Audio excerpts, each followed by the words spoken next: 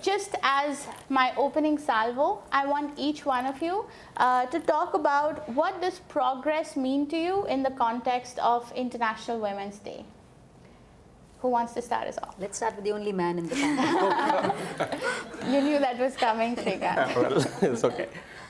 So progress in the spirit of, Press for Progress in the spirit of International Women's Day, as you had pointed out, the gender parity exists a whole lot. And I'll talk a little bit from a Google perspective as well, because I'm the only Googler on the panel. We've been doing a lot of work in trying to understand what does gender parity mean from Google's employee standpoint, and where do we see. And it's not just about gender. Globally, we've looked at minority representation and how has that evolved. In India specifically, we look at gender parity. We've done a lot of sessions as a part of the diversity and inclusion teams in Hyderabad to understand, one, what does inclusive behavior mean and what does equal opportunity look like, and also setting the tone from our senior leadership to ensure that everybody is actually behind some of these. It's not just saying things. As recently as 2 weeks back, we did a session we called it Happy Days, which was more about helping educate children, underprivileged children, about menstrual health and how they were not necessarily aware of what are the things that they need to do, and it actually helped them open their eyes, and we could see a marked shift from the whole day session in terms of how they could, how they felt comfortable in talking about it, discussing it, and also data that we had showed around 30% of kids drop out of schools because of menstrual health issues that they might have. So what that day actually kind of hinted was there's a lot of work that we can do primarily to help in gender parity. These are smaller steps that keep happening not just inside Google but outside. But overall, a lot more to be done, As a manager on my team as well, one of the things that we look at is, are we being inclusive in terms of everybody that's there as when openings come up or when people need to be hired? How are we making sure that we are looking at a diverse and inclusive way of hiring, retaining talent? So those are a few things that we've been doing as we think about progress for parity. Ratna? I might be a little radical, but I'm not a feminist. I want to say progress to me is seizing the opportunities which come your way. I mean, you can always say, my office didn't give me a promotion, I'm not this. But you have to seize the opportunities. And, like we've gone through a tough life, but, where we are is because of our push.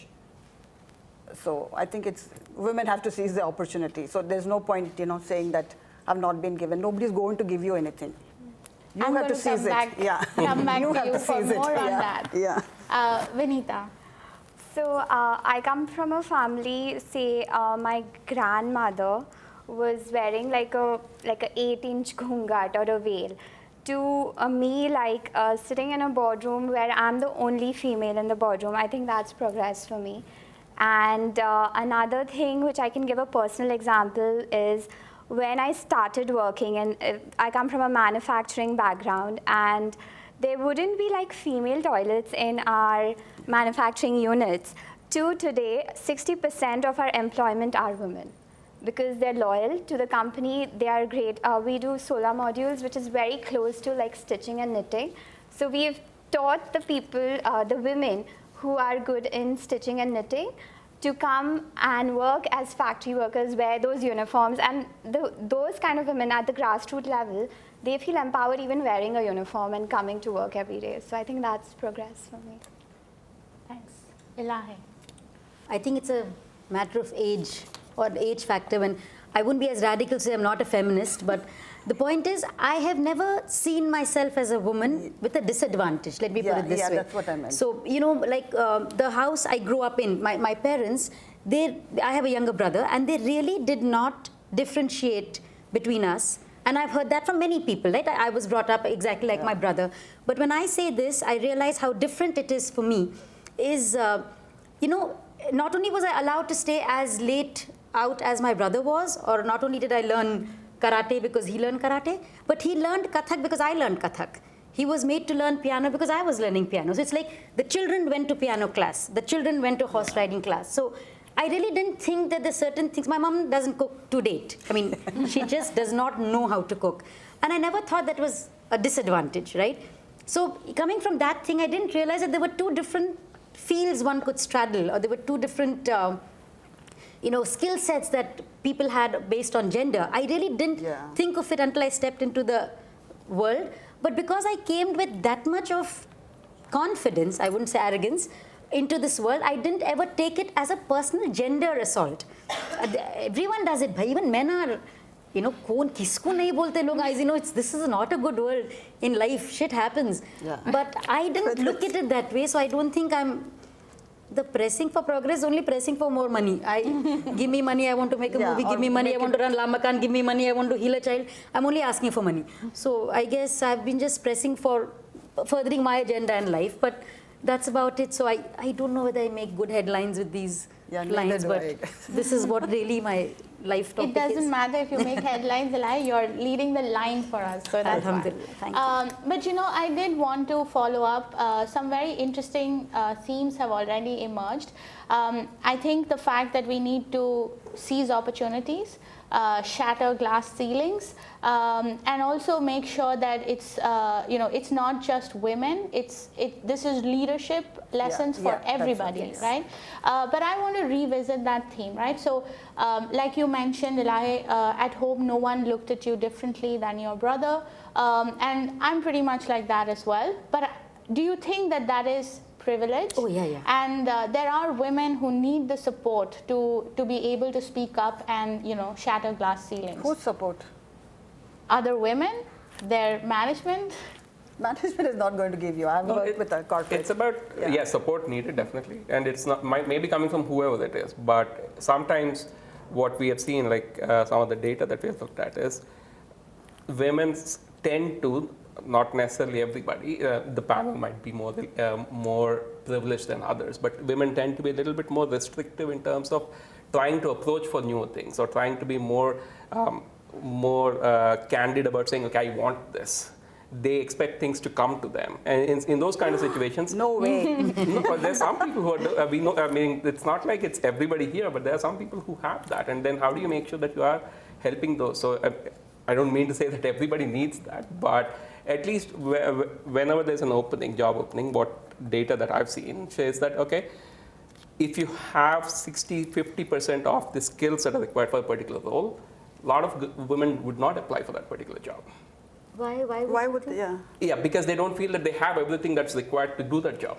But I've noticed even with men, they're a little hesitant. I went to the ratio is much higher. Talk in the journalism school, and the boys were the quietest. The girls were like, ma'am this and ma'am that, what should we do? How do we become journalists? And in fact, they were very quiet. So I think that men also need the push. No, it's okay.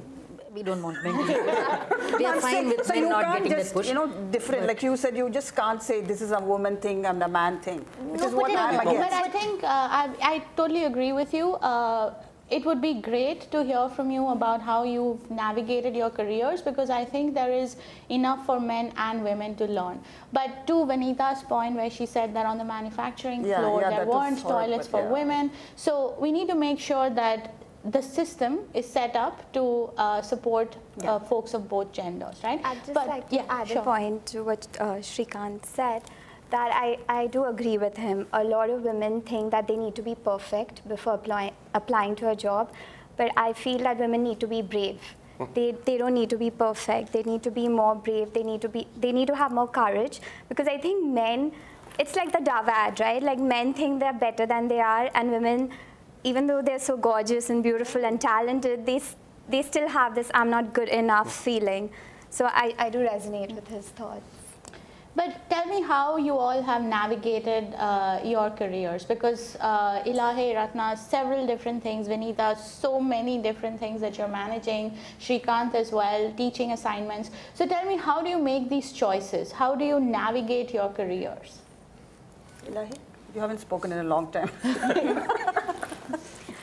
So I'm a unique person, really. I mean, other than the fact that it's a good thing to be unique. The only thing I ever wanted to do, ever growing up, was to become a lawyer.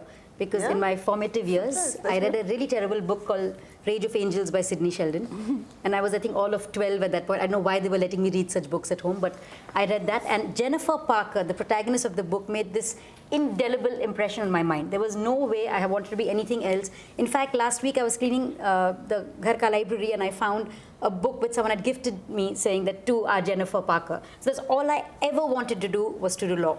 And it was I was the most focused kid in school, I think, to know where I was going. So there were no SATs, there were no TOEFLs, there were no GMATs, there was none of that, because I knew where I was heading.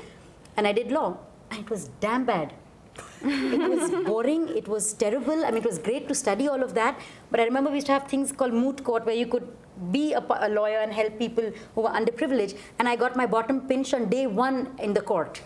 That shattered my entire, in my existence. There I was wearing a black coat, and I'm being felt up in Bombay High Court, which was, and I'm thinking, really?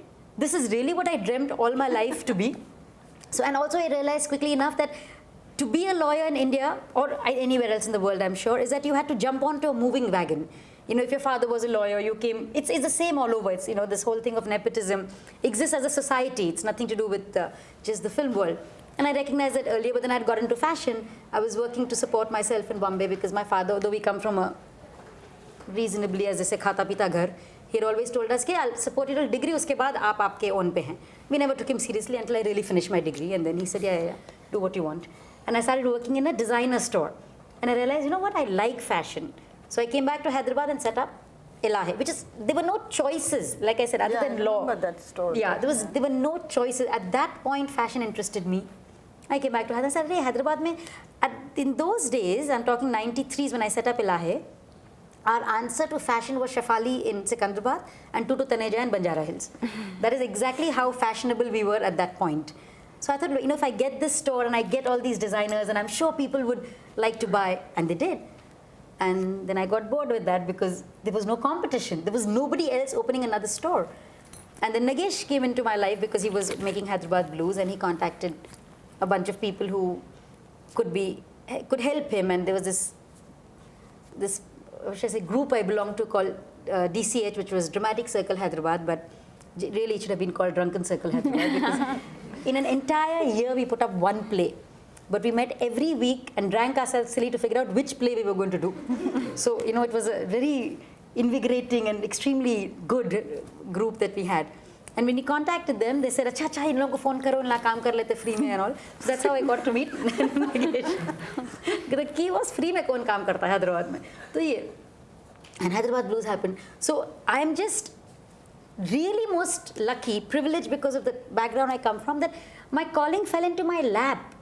Every time, and genuinely films is my calling. And I did nothing to get it, but just show up. The only thing, like you said, I know it sounds very this lofty to say I was brave and all, but you took opportunities, but you're also much younger, right? You feel you can do so much more when you're younger, right? How kar le sakte. Like when Nagesh met me, I was supposed to do production with him, and then he met me and he said, what, will you audition for a role? And like I said, Hyderabadiyon ko kuch bhi hai, confidence ki kami nahi hai. I'm like, yeah, sure, why not? I auditioned, I got the role. So I played the second lead in Hyderabad Blues, which I had never been on a film set before. Forget, auditioning and stuff like that. And then while we were rehearsing, I would tell the actors, acha, aap aisa karo, phir main aisa karti hu and all. So Nagesh saw that and he said, would you like to be my assistant director? And like I keep saying, he was desperate and I was clueless what assistant director even stood for. I'm like, yeah, sure, no problem. So that's how I became the AD. And God forbid I have to do anything else in my life. It just fell into my lap. So I don't know what choices I made other than just saying yes to when people ask me stuff. So people offering you, take that chance. I have gone all over the world with that answer, but I didn't speak for too long. So now don't come back to me for something. Vinita. So like I said, I come from a very conservative background. I think my parents' ambition for me is to be the trophy daughter or the trophy wife, and ever since I was a kid, I was a rebel. I was like, there's something off. My life just can't be just get married and be somebody's showpiece. And very early on, I started working for other people because I come from a family business background, and I thought that if I join my own business, the first day, I don't think I'll be taken seriously. I don't think I would be learning much. So I went, like Elahe said, even I've traveled a lot. I went to different cities because I wanted that anonymity, you know. I did not want to come from a background. I wanted to learn. And I really understood that what it takes to be anonymous in a system. And when I came back to my family business, I guess there was more empathy towards my employees, which I could have never learned if I started from a cabin, like from my cabin. Because I went from like a desk to a senior manager and then a cabin, I guess that empathy factor came into me very early on. But after I came back to my family business, we started the solar company that is the cash cow of our group, and I'm very active in it. And we've done fairly good. Last 2 years has been a little tough, but we've had our run and stuff like that. But even then, I always felt like, you know, people would always associate me to like a family business group. So to your question, you know, like how do you maneuver things? It's because out of like, you know, this thing that, you know, I need to prove it to someone. I don't know if it's to my parents, to society, or to my friends, but I need to prove it to someone that I'm not just privileged, you know. I want to do my own thing. So I am a startup entrepreneur. Like I've done serial startups. I've started mentoring people right now. Like, so when you said startup coach, I work very actively with them. But that also wasn't enough for me. So another hat that I wear is like these organizations. So today I'm a part of 3 very active organizations. One is called the Entrepreneurs Organization. It's the world's largest influential organization. I'm on the South Asia board, and FICCI Ladies Organization, few of you would have heard it. I'm the incoming chairperson next year. And another one is it's a very regional, like a Jain International Trade Organization. It's from the community I come from. So all this, like when a person sees my Facebook profile, like my immediate community or my friends, they're like, oh, you're doing so many things. But it's actually because there are many factors to it. One, because you're like jobless, clueless, you want to like prove it to everyone. And 2, because you don't want to be tagged, or you don't want to be known that, okay, this was just like you were born with a silver spoon. No, I have my own identity, and I think like women tend to try and prove like extra for this. Like my brother is just in Bahamas, he's enjoying his things, you know. He doesn't have to prove. Yeah, he doesn't have to prove that much, and I think even as an heir, like you know, he would be getting the next generation, in terms of the monetary compensation and stuff like that. It's kind of taken for granted that it's going to the men in the family. I'm sure I do agree to your point that times are changing, and you know there is going to be a lot of equality in this. But as of now, I still feel like as India, we are a patriarchal society. Yeah. There's no doubt about that. Yeah. I come from a family of bankers and people were in the government, but I used to sit and read. I was not a person like, you know, who would talk like this. I was like a very quiet, nice, sweet girl. And that you still are. Thank you. And I always wanted to be a writer. Those days, you know, there was no career counseling. You know, nobody told us you must do this course. So I just did English literature. And then I went on we moved to Calcutta. So there I joined Sunday. It's not like I actually didn't do a journalism course.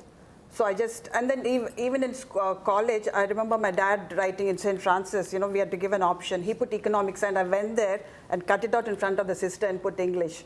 So my dad said, what are you going to do with English? Chalo, you know, she'll become a professor, which I hate too. I would never become a professor. So I had no idea how I was going to become a writer, but I just used to love writing essays, writing stories. And what happened, I joined in Calcutta, this magazine called Sunday, which was very iconic in those days.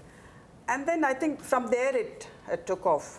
And you know, when I started, I didn't say that, you know, I want to become an editor, I want to start magazines, nothing. It's just the love of writing, which I still love. So it's just that one love which just takes you forward. Shrikant. Yeah, I've been asked this question a couple of times before. The way I think about it, it's optionality better than linearity. In the sense, like not necessarily looking at your career or life as a linear progression, but more as taking options and taking risks. I come from a middle-class family with parents being academicians. So Telugu guy growing up, there was a career was already set for you. You had to be an engineer or a doctor. Or a doctor. I was not as smart, so I chose the engineering route. And then it was go to the US because that's what you do. So you take a GRE, and then I land up in the US, study there, work there. Then I realized that there are options that I can think of, what I want to do and what I don't want to do. One of those was teaching. Like I realized that back with my parents, something stuck to me about the gene of teaching. So that kind of was things that I've been doing off late. And then at some point, I was like, okay, good, done technology, done software. I want to do something else. I actually hit a glass ceiling with my colleagues, and I figured that I needed to get a business school degree. So I went to Paris and got an MBA. Then came back, did strategy for some time, and then got bored of it, then joined Google. I've been at Google for 7-8 years. And if I look at my career path, what I realize is there are two things which kind of are two knots for me. One, am I learning? And then two, am I driving impact or adding impact? If I'm not learning or if I'm not making an impact, I kind of get bored and I want to do something else. So usually it's not like you would continue to learn and you would add impact. It's not, those don't happen at the same time.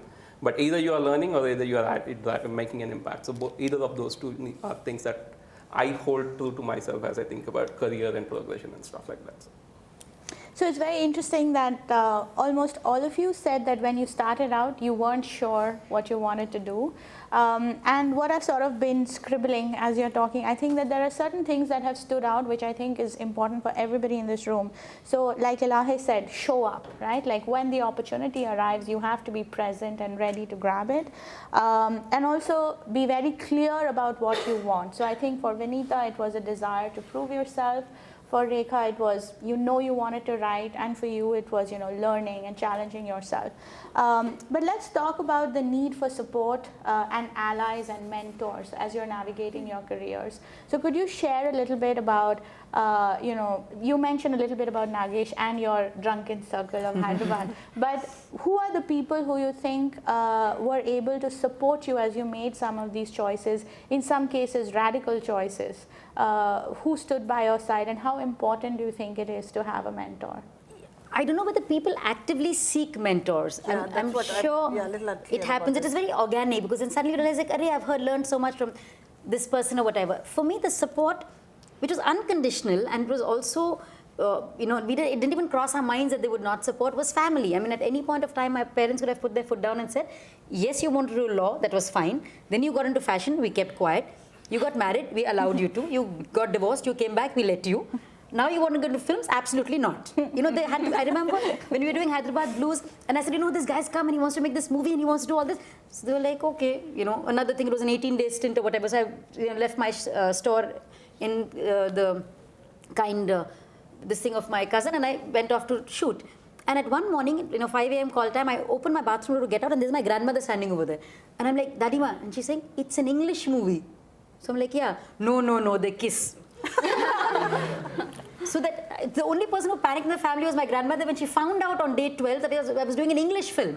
Until then, they were like, somewhere this child is going. So I suppose that kind of freedom could be support in a way to say that we weren't curbed at any point. We made lots of mistakes. I mean, my journey is filled with mistakes, from my obsession to do law to the man I chose to marry to, the fact that I gave up my store when it was at the height of its, Elahe was the only store.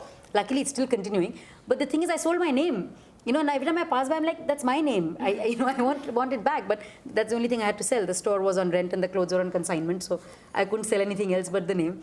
So, but you never thought of them as mistakes. And then, of course, Nagesh came as a director, and then he was so clear about what, I never met someone with such clarity, I mean, he was an unhappy engineer because he was a Telugu, and he was in America because he was a Telugu, and then of course, post that, he just wanted to make movies, and he was very clear about his path. And that was such a novelty to me that someone knew what they wanted to do, because I really had no idea what I want to do in present continuous, not past tense. And then as a mentor, you realize in hindsight how much you've picked up from the people who were there in your life. So like my father, for instance, extremely checkered career, chartered accountant, became a fashion designer. He's responsible for Rajesh Khanna's Guru collar and Rajendra Kumar's saffron pants, colored pants. That was my father, because he was doodling in Bombay and then joined, Ratna Shah's father, Baldev Pathak, and they started this whole thing. Then he came to Hyderabad and set up saccharine industries and a fire extinguisher industry in Patancheru. And while he was doodling, he designed the small little ceasefire unit that was so popular at one time. And he sold that design to the people who made ceasefire and retired at 40. And it was really embarrassing for us because we were still in school. And people would say, what does your father do? He's an engineer, he's a doctor, he's a builder. What does your father do? Nothing. He's sitting at home. So it was really embarrassing for us to have fathers like that. But the point is, that was Dada. Then I had Nagesh, who I remember was a line in a film called, second film of ours called Rockford, that said, don't recognize failure, then there is no failing. And I've realized that that is the mantra I have used all my life. That if you don't recognize failure, then you really don't know you failed. Right? So I suppose that became a mentor-mentee relationship, but we are not. We're a director-producer relationship. So, like I said, mentor, I don't know. I just take whatever I can learn from people and then apply it to my life and pretend I was the one who spotted that. But that's it, yeah. What about? Am I answering any question you're asking? Yes. I really don't know. At the end of it, I really don't know what I have said. Elahe being entertaining in the bargain. I'd like I'd like to acknowledge my parents too, because because even I was thinking who the hell supported me and who are my mentors. This unconditional support from the parents is very, very important. But of course, they thought I won't amount to much because of English literature. My brothers were all into MBA and brilliant in maths. I was really bad in math. So, but like she said, they supported whatever I did. And when I became a writer, I've had a career in society and lots of magazines in Bombay. They were extremely proud of the whole thing. And then, of course, I'd like to acknowledge Dr. Reddy because I started a magazine for them. So initially, whenever the magazine came out, he would say, my God, Ratna, it looks like National Geographic. It was nowhere. And after that, he stopped. After first 2 years, he would call me regularly. We are better than India today. He was so proud. And then, he stopped. He knew that I could stand on my feet. I've always acknowledged this. That little word from just a call, that's all. That's the kind of mentor he was. I think mentorship is the most important thing in life. I felt the lack of it growing up, and I would really feel like somebody starving in a desert, So, and I had read this somewhere that if you don't get something in life, you become the pioneer of it. And that's why I feel like right now one of my part-time careers is also life coaching. And I do that for people. And I feel that I got into this because I felt the lack of it. But I also believe every level of your life demands a certain mentor, a certain skill set, a certain advice that you're looking for. And it's a little bit airy-fairy, but I do believe in the law of attraction. And I feel like the more you up your game, the better mentors, the better people come into your life. And nothing defies the grace of a guru. Like if you have a mentor with the project, the relationship, anything, now if I just take in terms of a project, the project that I can do in a year, or my personal growth that can happen in a year, just with the grace of a guru, I think it can accelerate to in a month. So I am a total believer of the mentor-mentee relationship. I think I'm pro-mentorship. Yeah. No, it's too late for us now. now you can become mentors. We are, which is why I'm still in journalism. Everything. From a support perspective, definitely family. Parents were always there. And the other equally important or more important in shaping my career has been my wife. I've shared this with some of the Googlers as well in the past. I left my wife and 4-week-old son in the US to go to business school in Paris all by myself. And she was there by herself taking care of of the baby. A lot of people were like, you are a great negotiator. But it's more importantly, she was empathetic towards what I felt was important for me. And then she was there. And second thing, when I started Google, we were in New York as well. We had a second child, our daughter. And then my wife was there with both of them. And then I moved to Europe to start my career in Google. And second thing, the same thing happened. Now, both of those situations were where she stood behind me and said, hey, you want to do this? Go ahead and do it. My colleagues and my bosses make fun of me when we moved back from the US to India. They're like, are you moving to India now? Are you expecting a third one? Is that why you're moving to India? It was not necessarily true, but yeah, so she's been there continuously. In terms of mentorship, it happens, right? It's not like you will find the right mentor. Having said that, there are some things that you can structure. One is, what are attributes or skills that you don't have that you might want to learn? What are things that you might want to learn from somebody? It's not something like, okay, I'm going to be too prescriptive and say, this is what I want to do, hence I'm going to find somebody. But the idea of continuous learning, either from a guru or from a coach or somebody who is there who can help you navigate that next step is important. You can find them in various forms, and then you need to continuously look for them. The value of a good mentor is like understated. It's a huge, huge benefit, because they can be your sounding board, things that you cannot talk to your colleagues, who can't talk to your bosses because they might hold it or against you and all of that. These mentors actually help you get the right idea of it. We do a lot of user research and we talk to women, and they've said that the reason why I can't pursue a career in technology and pursue a PhD and things like that is because I can't tell my mom that I want to be like Sheryl Sandberg, right? Because she's this foreigner, and it's very easy for my parents to say कि foreign में चलता, India में नहीं चलता, right? So I think it's important to have these stories from India, role models that we can, one that inspire us or fill us with rage to do something like the one that Elahe mentioned, or things that are aspirational, women who look like us but who've dealt with a lot of adversity and still made it happen. That's sort of my summary. Can I add a Vinita, point? of course. Sorry, you didn't get your name. Naina, sorry. Naina. Naina, when you were talking, like every word you said, the choice of words you used is the exact emotion I could connect to. Because it happens to me, like Elahe said, even after proving yourself dime a dozen, your parents still doubt you. They're like, no, why you? You know, why should we listen to you? Why should we listen to this reverse kind of advice, Because like you said, the conditioning of the society, or they have to go back there, And I completely resonate with each and everything. But what I can say is, have you heard of the theory of the slight edge? Like just small daily habits that you do every day, they need not be important, But when they add up, when you just put one marble in a jar, it doesn't make a difference. But you keep adding up 100 days, it'll be something solid. So taking the points from both of them, that perseverance is something, that we can't give up on. It's our life. We want the best for our life, and if it takes for us to, convince our parents or have those difficult conversations with the people we love the most, because we don't want to hurt them. We respect them, and I think they love us and respect us too. It's just that they don't know how to, have like a marriage of the society and their and the new generation, our thoughts and stuff like that.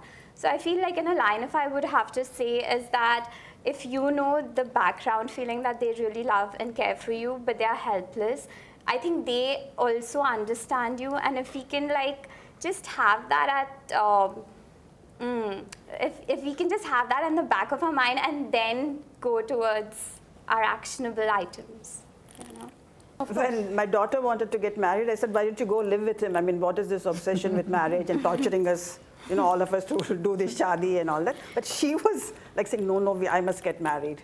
So I think your generation wants to get married, but our generation is slightly more liberated. Seriously, this is serious. Please ask my daughter. And she was marrying a guy from IT. And here we were all these creative people. Because I thought she didn't know him well enough. So I said, live with him for some time, and then before you decide.